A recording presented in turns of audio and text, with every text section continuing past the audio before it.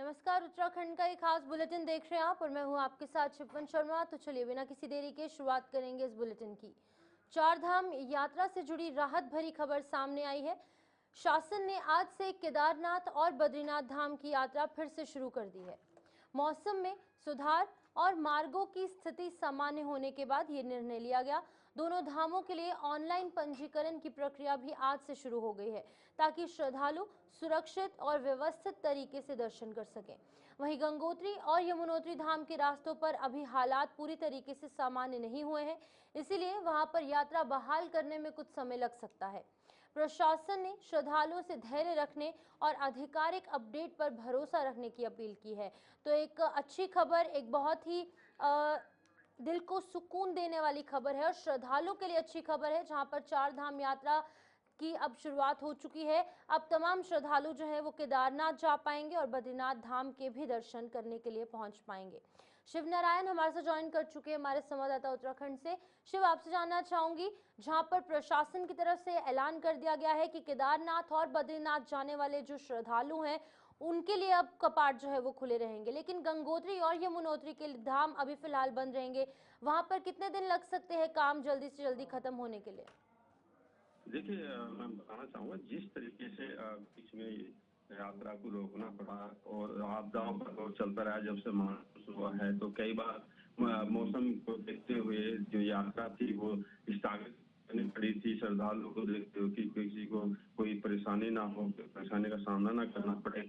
वहीं एक बार फिर बड़ी राहत की खबर है कि चार धाम यात्रा और जो केदारनाथ और बद्रीनाथ धाम है वहाँ पे श्रद्धालु दर्शन फिर से कर सकेंगे। और वहीं मैं आपको बता दूं कि ये काफी लंबे इंतजार के बाद श्रद्धालुओं को बड़ी एक राहत भरी खबर और खुशखबरी खबर है कि हमको दर्शन करने के लिए मिलेंगे। वहीं केदारनाथ और बद्रीनाथ धाम से शुरू कर लगातार मौसम और मार्ग बाधित होने के कारण ये रोक दी गई थी यात्रा। अब इसी को लेकर के अब जब मौसम में सुधार हो गया है और मार्ग भी सामान्य हो गए, कई बार मार्ग भी बाधित हो गए थे, सड़कें टूट गई थी, तो दोबारा सही करने के बाद फिर एक बार आस लगी है मौसम से कि मौसम में राहत मिलेगी। उसी को लेकर के फिर से केदारनाथ और बद्रीधाम के जो है ये मार्ग खोल दिए गए हैं, यात्रा इनकी चालू कर दी गई है। और जो जो सड़क निर्माण का और कई चीजें ऐसी थी जो संबंधित विभाग थे उनसे मिलकर मौसम विभाग की जानकारी लेकर के ये अपडेट पूरी लेकिन की शिव, गई मैं है ये कि जानना चाहूंगी कि गंगोत्री और साथ ही साथ यमुनोत्री के अंदर जो कार्य चल रहा है, वहां पर जाने वाले जो रास्ते हैं, क्या वहां पर कार्य चल रहा है? और अगर चल रहा है तो कितने दिन तक वो खोले जा सकते हैं? क्योंकि श्रद्धालुओं की इच्छा ये भी होगी कि वो चार धाम की यात्रा पूरी कर जाए, गंगोत्री भी दर्शन कर जाए, यमुनोत्री भी दर्शन कर जाए। देखिए, सरकार की भी इच्छा यही है कि जो श्रद्धालु आए वो पूरे चार धामों की यात्रा करें, लेकिन मौसम की उसकी वजह से ये यात्राएं ये गंगोत्री यमुनोत्री की रोकी हुई है। वहाँ जो मार्ग है उन पर कार्य तेज प्रगति से चल रहा है और वहाँ जल्द से जल्द ये रास्ते खोलने की जो है तैयारी की जा रही है, लेकिन समय ये अभी बताना नामुमकिन है क्योंकि अभी काफी समय लग सकता है। उधर मौसम अभी जो अनुकूल नहीं है, इसलिए वहाँ पे जो ये यात्रा है गंगोत्री और यमुनोत्री की ये रोकी गई हुई है। और शासन ने जल्द से जल्द इसमें संबंधित जो विभाग है उसको राहत देने की बात कही है कि हम जल्द से जल्द इसे खोल देंगे और फिर श्रद्धालु एक बार से दर्शन कर सकेंगे। जी बिल्कुल, लेकिन शिव, अब ये बताइएगा कि जिस तरीके से हम देख रहे हैं कि पिछले कुछ महीनों के अंदर बहुत सारी आपदाएं उत्तराखंड ने झेली हैं, बहुत सारे श्रद्धालु भी से इफेक्ट हुए हैं, उन पर भी सीधा असर पड़ा है। तो अब भगवान ना करे कि और कोई आपदा आए, लेकिन या फिर तेज बारिश आए, तेज बारिश की वजह से कोई घटना पेश आए, तो इसके लिए कैसे प्रशासनिक अमला तैयार है? जो प्रशासनिक अमला है वो पूरी तरीके से तैयार है। संबंधित विभाग जो है वहाँ पे सतर्क है और कोई ऐसी अनहोनी ना हो इसके लिए पहले ही सुरक्षित कर दिया गया है। और जो श्रद्धालु हैं उनसे अपील की गई है कि आप मौसम विभाग तथा प्रशासनिक अधिकारियों के जो आदेश निर्देश है उनको देखकर ही यात्रा चालू करें, क्योंकि कई बार ऐसा होता है कि कुछ लोग बिना अपडेट के ही निकल पड़ते हैं और बाद में जाकर के परेशानियों का सामना करना पड़ता है। लेकिन प्रशासन ने इस बार उनको हिदायत भी दी है और अपील भी की है कि आप ऐसे निकले बिना मौसम की जानकारी और प्रशासनिक निर्देश के बाद ही आप यात्रा पर निकले, क्योंकि कई बार परेशानियों का सामना तो करना पड़ता है, साथ ही साथ जनहानि का भी देखने में आता है। पूर्व में कई बार ऐसी जनहानि हुई है जिनको लेकर के सरकार नहीं चाहती कि इस तरह की कोई हादसा दोबारा हो। आपकी सरकार पूरी तरीके से सतर्क और जो अधिकारियां हैं उनको अधिकारियों को भी निर्देशित किया गया है कि पूरे इंतजाम के साथ उनके जो रजिस्ट्रेशन है वो कराएं, जानकारी पूरी ले, और श्रद्धालुओं से साथ साथ यही अपील की है कि वो किसी अफवाहों पे ध्यान न दें। जब तक जिला प्रशासन या मौसम विभाग की जो गाइडलाइन है उनको देखकर ही आप यात्रा आगे की सुचारू रूप से चालू करें। जी ओके, ठीक है, बहुत बहुत शुक्रिया। शिवनारायण यहाँ पर हमारे साथ ज्वाइन किए थे और उन्होंने तमाम चीज़ों को लेकर जानकारी दी कि अब 4 धाम जाने वाले श्रद्धालु के लिए एक अच्छी खबर है। 2 धामों की यहाँ पर केदारनाथ और बद्रीनाथ जो भी श्रद्धालु जाना चाहते हैं, जो इच्छुक है वो जा सकते हैं, लेकिन यमुनोत्री और गंगोत्री धाम के रास्ते अभी फिलहाल बहुत ज़्यादा दयनीय स्थिति में है, उनको भी साफ करने का काम लगातार जारी है। इसी बीच आगे बढ़ेंगे। देहरादून में प्रादेशिक कोऑपरेटिव यूनियन के यूसीएफ भवन में उत्तराखंड के सहकारिता मंत्री डॉक्टर धन सिंह रावत ने राज्य सहकारी बैंक की प्रगति और भविष्य की योजनाओं पर अहम समीक्षा बैठक की। मंत्री ने स्पष्ट निर्देश दिए कि प्रत्येक शाखा में न्यूनतम 5,000 नए खाते खोले जाएं और 30 करोड़ रुपए का डिपॉजिट अनिवार्य रूप से सुनिश्चित किया जाए। उन्होंने चेतावनी दी कि लक्ष्यों में असफल शाखाओं पर सख्त कार्रवाई भी होगी। 1 अक्टूबर 2025 से व्यापक ऑनलाइन सदस्यता अभियान शुरू होगा, जिसके तहत 1 लाख नए सदस्य जोड़े जाएंगे। मंत्री ने बैंक को सामाजिक दायित्व निभाने के लिए उन्होंने प्रेरणा दी और प्रेरित करते हुए स्कूल एम्बुलेंस और समाज उपयोगी कार्यों में योगदान पर जोर दिया। बैठक में लाभ और हानि में चल रही शाखाओं की समीक्षा भी की गई। तो चलिए अब आपको समझाएंगे ग्राफिक्स के माध्यम से समीक्षा बैठक में चर्चाएं किन किन विषयों को लेकर हुई है। तो ब्रांचों को न्यूनतम 5,000 खाते और 30 करोड़ रुपए का डिपॉजिट का लक्ष्य फिलहाल रखा गया है। वहीं 1 अक्टूबर 2025 से ये ऑनलाइन सदस्यता अभियान की शुरुआत हो जाएगी। सामाजिक क्षेत्र में योगदान का आह्वान भी इस समीक्षा बैठक के अंदर देखने को मिला। वहीं उत्तरकाशी और काशीपुर शाखाओं की सराहना भी की गई है। उत्कृष्ट कदम उन्होंने उठाए हैं, काम किया है। वहीं हानि में चल रही शाखाओं पर नाराजगी व्यक्त की गई है और सुधार के निर्देश साझा किए गए। खर्च में कमी और एनपीए पर नियंत्रण के निर्देश जारी किए गए। वहीं नई शाखाओं के लिए कमेटी गठन के निर्देश दिए गए हैं कि कमेटी का गठन किया जाए जो इन तमाम चीजों पर एक नजर रखेगा। वहीं सहकारिता को सशक्त बनाने का संकल्प भी तमाम अधिकारियों को दिलवाया गया। तो वहीं आगे बढ़ेंगे। श्रीनगर विधानसभा क्षेत्र के थलीसैन विकास खंड के अंदर भालू में लगातार हमलों से ग्रामीण दहशत में है। भालू के हमले वहां पर पेश आ रहे हैं, जिसकी वजह से लोग दहशत में हैं। कुंडिल, कुचोली, सौंठ, कठियूर, कुठ और साथ ही साथ खंडतला सहित कई गांवों में अब तक 2 दर्जन से अधिक मवेशी भालू का शिकार बन चुके हैं। बच्चों और आम ग्रामीणों की सुरक्षा को देखते हुए आज कैबिनेट मंत्री डॉक्टर धन सिंह रावत की अध्यक्षता में यमुना कॉलोनी स्थित आवास पर वन विभाग की बैठक की गई। बैठक में स्थानीय जनप्रतिनिधियों ने हालात पर चिंता व्यक्त की। मंत्री ने वन विभाग को तीव्र कार्रवाई के निर्देश दिए, जिसके बाद प्रमुख वन संरक्षक वन जीव ने अंतिम विकल्प के रूप में भालू को आदमखोर घोषित कर मारने के आदेश जारी कर दिए हैं। ग्रामीणों ने राहत की उम्मीद जताई है और उम्मीद यही है कि जल्द से जल्द जो वन जीव और मानव संघर्ष है वो बहुत जल्द खत्म हो जाएगा, क्योंकि एक इम्पॉर्टेंट मीटिंग जो है उसकी अध्यक्षता डॉक्टर धन सिंह रावत द्वारा की गई। तो ये जो निर्णय लिए गए हैं इस पूरी बैठक के अंदर, उसके की पॉइंट्स, इसके मुख्य बिंदु क्या कुछ हैं वो आपको समझाएंगे। प्रभावित क्षेत्रों में पिंजरे लगाकर भालू को सुरक्षित पकड़ने का प्रयास किया जाए वन विभाग द्वारा। इसी बीच असफल होने पर ट्रैंक्युलाइज करने की भी कार्रवाई जो है वो की जाएगी। धरातल पर ट्रैंक्युलाइजेशन जो है वो की जाएगी। यदि सभी प्रयास नाकाम होते हैं तो भालू को नष्ट करने की अनुमति भी दे दी गई है। वहीं ग्रामीणों की सुरक्षा को ध्यान में रखते हुए अंतिम विकल्प यही होगा कि भालू को नष्ट कर दिया जाए और उसे जान से मार दिया जाए। वहीं पर कैबिनेट मंत्री ने कहा कि ग्रामीणों और बच्चों की सुरक्षा हमारी सर्वोच्च प्राथमिकता है। देहरादून मसूरी विधानसभा क्षेत्र में पेयजल संकट को लेकर कैबिनेट मंत्री गणेश जोशी ने सख्ती दिखाई है। गुरुवार को कैंप कार्यालय में पेयजल निगम के अधिकारियों के साथ समीक्षा बैठक करते हुए मंत्री ने 2 दिन के भीतर समस्या समाधान के निर्देश दिए। यमुना मसूरी पंपिंग पेयजल योजना की प्रगति रिपोर्ट लेते हुए उन्होंने कहा कि खैरागाड़ से ग्रेविटी लाइन के माध्यम से आपूर्ति हर हाल में सुनिश्चित की जाए। अधिकारियों ने बताया कि अतिवृष्टि से जल स्रोत क्षतिग्रस्त होने और गधेरे में अधिक स्राव के कारण कार्य बाधित हुआ है। मंत्री ने तत्काल प्रभाव से ठोस कदम उठाने के आदेश जारी किए हैं।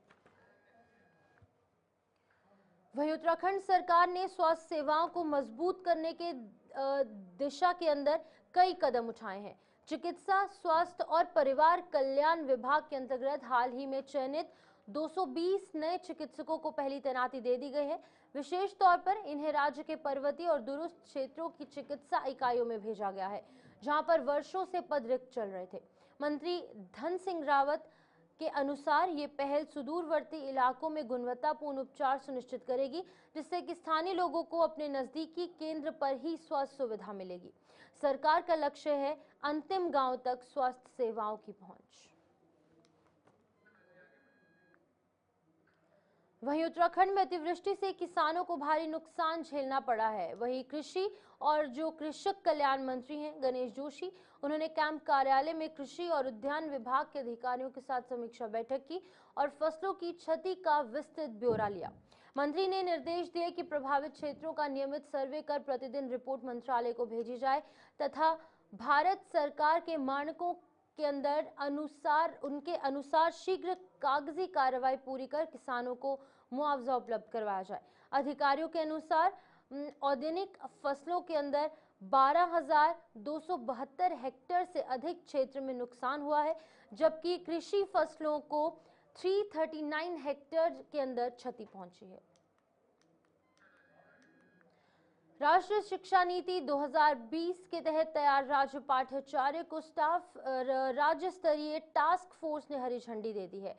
विद्यालय शिक्षा मंत्री डॉक्टर धन सिंह रावत की अध्यक्षता में सचिवालय में हुई बैठक में पाठ्यचर्या की रूपरेखा पर विस्तार से चर्चा हुई और सर्वसम्मति से पारित किया गया। नई व्यवस्था के अनुसार प्रदेश के सभी विद्यालयों में 240 दिन कक्षाएं अनिवार्य होंगी तथा सप्ताह में 32 घंटे का शैक्षणिक दिवस तय किया गया। परीक्षा और मूल्यांकन हेतु 20 दिन सह शैक्षणिक गतिविधियों और बस्ता रहित दिवसों के लिए 10-10 दिन अलग से रखे गए। बैठक में मुख्य सचिव आनंद वर्धन सहित विभागीय अधिकारी भी उपस्थित रहे। मॉनसून का सीजन उत्तराखंड में बड़ी तबाही लेकर आया है और इसका अंदाजा इसी बात से लगाया जा सकता है कि इस बार मॉनसून में अभी तक वर्षा 574 मिलीमीटर दर्ज की गई है।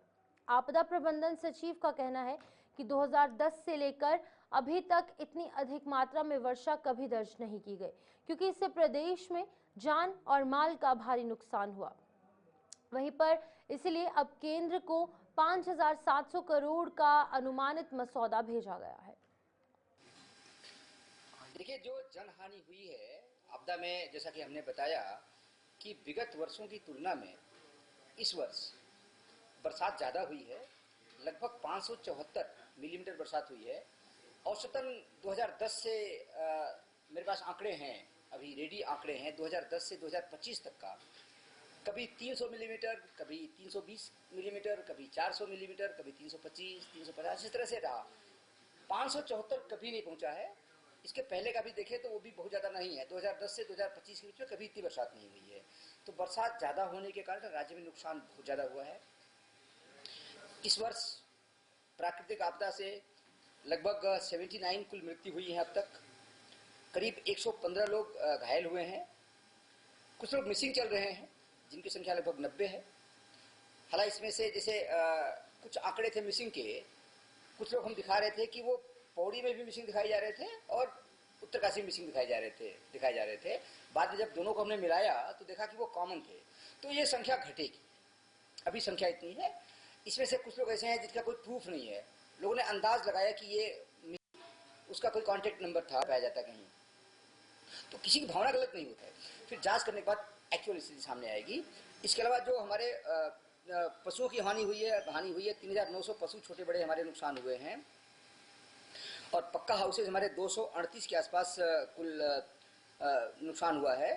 फुली डैमेज 238 और 2 कच्चा हाउस हुए हैं, और जो आंशिक क्षतिग्रस्त हुए हैं 2,835 के आसपास पक्का और 402 कच्चा। इसके अलावा कुछ दुकानें हमारे नुकसान हुई हैं, कुछ होम स्टेज नुकसान हुए हैं। तो इस तरह से नुकसान है, उसका भी आकलन किया है। तो जो टीम आएगी, टीम बाकी चीज़ों के साथ में यह भी देखेगी कि एक तो नुकसान डायरेक्ट हो गया।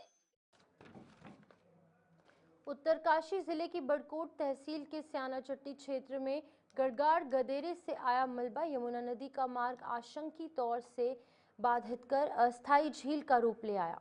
इससे आसपास के क्षेत्र में जलभराव की स्थिति बन गई है। प्रशासन ने तीव्र कार्रवाई करते हुए नदी के प्रवाह को सामान्य करने के लिए जेसीबी, पोकलेन और अन्य मशीनें मौके पर तैनात की हैं। लगातार गाद और मलबा हटाकर नदी की गहराई बढ़ाने और जल निकासी तेज करने का प्रयास किया जा रहा है। जिलाधिकारी प्रशांत आर्य ने संबंधित एजेंसियों को निर्देश दिए कि झील में जमा डिपोजिशन को जल्द से जल्द हटाया जाए ताकि नदी का प्रवाह सुचारू हो सके।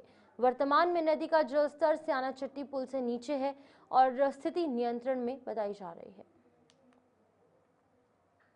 मुख्यमंत्री पुष्कर सिंह धामी कल देहरादून स्थित थाना ढालनवाला में आपातकालीन अलार्म का शुभारंभ करेंगे। इसी तैयारी को लेकर आज जिलाधिकारी सवीन बंसल ने थाने का निरीक्षण किया। उन्होंने कहा कि इस अलार्म के माध्यम से आपातकालीन परिस्थितियों में जनता को तुरंत जागरूक और अलर्ट किया जा सकेगा। जिलाधिकारी ने बताया कि भविष्य में ऐसा ही अलार्म देहरादून में भी लगाए जाएंगे। प्रेसिंग नीड थी, जैसे हमारी डिज़ास्टर सिचुएशंस होती हैं, और अभी विगत दिवसों में हमने देखा कि जब वॉर लाइक सिचुएशन डेवलप हो गई थी तो कैसे हम इमीडिएटली अपने सिटीजन से कनेक्ट कर सकते हैं किसी भी आपात स्थिति को उन तक कम्युनिकेट करने के लिए। तो ये आवश्यक था कि लॉन्ग रेंज सायरन से हमारे जो एटलीस्ट उत्तराखंड में कांग्रेस संगठन को मजबूत करने के लिए पार्टी कार्यकर्ताओं से सीधा संवाद तेज कर दिया गया है। जिलाध्यक्ष के चयन को लेकर रायशुमारी की प्रक्रिया जिले भर में शुरू हो चुकी है। मंगलौर स्थित एक होटल में आयोजित बैठक में प्रखंड स्तर के वरिष्ठ कार्यकर्ताओं ने अपने सुझाव रखे। बैठक में कांग्रेस राष्ट्रीय सचिव काजी निजामुद्दीन और पर्यवेक्षक राजेश तिवारी ने स्पष्ट कर दिया है कि देश भर में चल रहे इस कार्यक्रम के तहत केंद्र द्वारा नियुक्ति पर्यवेक्षक रायशुमारी कर रहे। पूरे देश में संगठन सृजन अभियान चल रहा है और 2025 वर्ष को कांग्रेस पार्टी ने संगठन सृजन अभियान वर्ष घोषित किया है। गुजरात से इसकी शुरुआत हुई है, 3 प्रदेशों में काम पूरा हो चुका है और 4 प्रदेशों में 1 तारीख से ये अभियान प्रारंभ है, जिसमें आपको उत्तराखंड भी शामिल है। और इसकी मंशा ये है कि जमीनी स्तर के जो कार्यकर्ता हैं, बूथ स्तर के जो कार्यकर्ता हैं, जिनकी मुख्य भूमिका पार्टी को जिताने की होती है, उनसे रायशुमारी करके जिलाध्यक्ष का चयन किया जाए। कुल कांग्रेस निर्माण का वादा किया गया था, लेकिन आज तक वो अस्तित्व में सामने नहीं आ पाया है। उन्होंने वर्तमान विधायक पार्वती दास से अनुरोध किया कि क्षेत्र की जल, जंगल और जमीन से जुड़ी बुनियादी मसलों के साथ शिक्षा व्यवस्था को भी पटरी पर लाया जाए। क्षेत्र में नैनी गांव ऐसा है, वो नैनी गांव में अभी तक रोड नहीं है। मैं माननीय हमारे चंदन नाम दास जी कटपन मंत्री जी की आत्मा को शांति मिले, उनको भगवान अपने चरणों में स्थान दें। उन्होंने कहा था मैं इस नैनी की रोड को पहुंचाऊंगा, और मैं खुद एक सैनिक होने के नाते मेरे माँ बहनों के सामने उस स्वतंत्रता संग्राम सेनानी की महेंद्र सिंह श्री बद्रीनाथ केदारनाथ समिति मंदिर समिति बीकेटीसी अध्यक्ष हेमंत द्विवेदी ने कनखल स्थित जगदुरु आश्रम में जगदुरु शंकराचार्य स्वामी राजेश्वर आश्रम जी महाराज से भेंट की और उनसे आशीर्वाद प्राप्त किया। उन्होंने महाराज श्री को श्री बद्री केदार मंदिर की प्रकृति भेंट की और 4 धाम यात्रा से जुड़ी तैयारियों की चर्चा की। द्विवेदी ने मुख्यमंत्री पुष्कर सिंह धामी के नेतृत्व में धामों को आध्यात्मिक नगर के रूप में विकसित करने की जानकारी भी साझा की। उन्होंने अपने 4 महीने के कार्यकाल में मंदिरों के जीर्णोद्धार, तीर्थयात्रियों को सरल दर्शन और यात्री सुविधाओं के लिए किए गए प्रयासों को और केदारनाथ और हेमकुंड साहिब रोपवे योजना से अवगत कराया।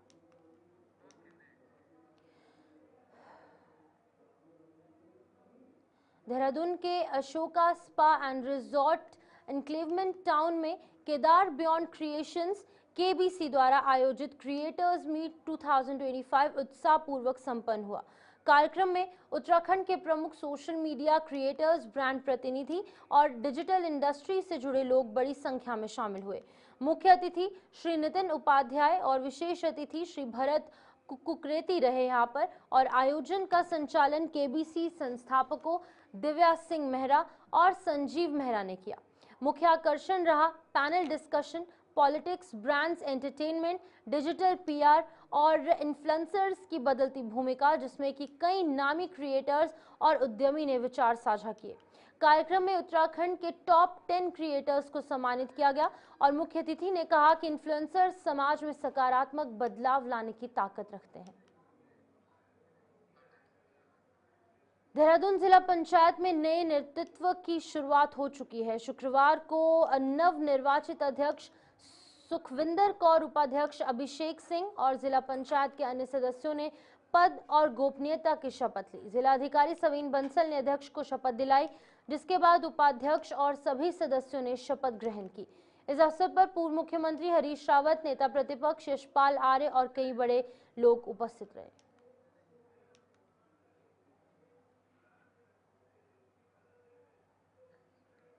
शिक्षक दिवस हमारे गुरुओं के प्रति कृतज्ञता व्यक्त करने का पावन अवसर है।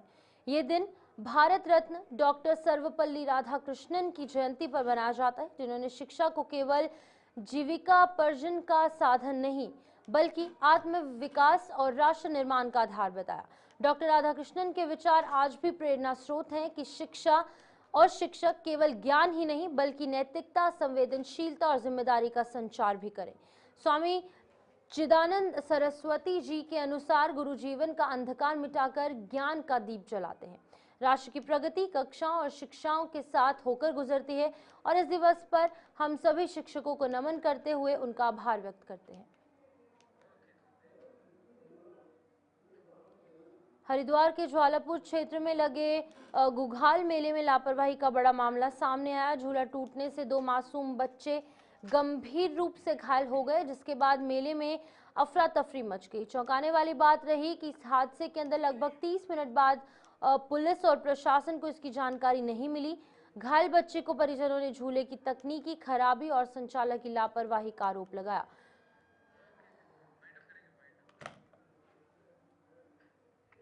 तो चलिए खबरें उत्तराखंड में इतना ही। नमस्कार।